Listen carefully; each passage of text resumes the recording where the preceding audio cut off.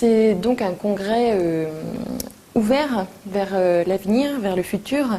Proposerez-vous aux conférenciers une manière de poursuivre les réflexions et les pistes apportées grâce aux différentes interventions? Pas seulement aux conférenciers. Notre idée est très claire. Il y a un problème aujourd'hui de santé publique. Il y a un problème qui concerne des millions de gens en France. Il y a un problème qui concerne des dizaines de milliers de professionnels de santé.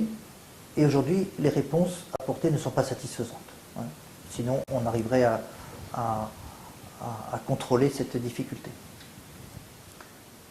Alors, ce congrès a pour but d'être une sorte de bilan, enfin pas de bilan, mais de mise au point de ce qu'on sait faire aujourd'hui, de ce qu'on pense autour de la dépression, en termes relationnels, psychologiques, humains, en termes d'événements de vie. Et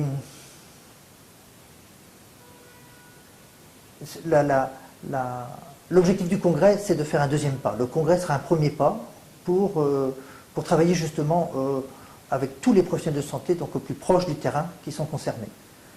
Ce congrès terminé, eh bien, le deuxième pas se présente. Et le deuxième pas, c'est de rapprocher tous ces gens-là, de fédérer ces gens-là. Alors peut-être que ce sera sous forme d'une association, peut-être ce sera sous forme d'une autre manifestation quelques mois ou quelques temps plus tard, on verra bien.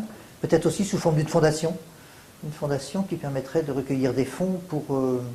parce qu'aujourd'hui, le monde soignant, en quelque sorte, souffre d'une grande difficulté quand il s'agit d'utiliser ou de penser psychothérapie, puisqu'on manque vraiment beaucoup de recherche, d'évaluation, d'études cliniques pour corroborer nos manières de travailler,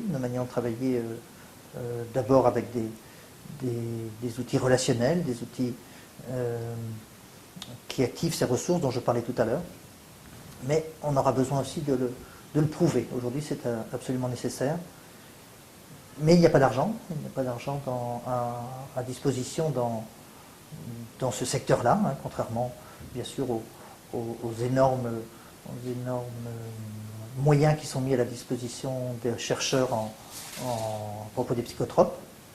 Donc voilà, le deuxième pas, ça va être de continuer à travailler avec les conférenciers, avec les participants, et de faire valider un certain nombre de moyens de base et de techniques thérapeutiques efficaces.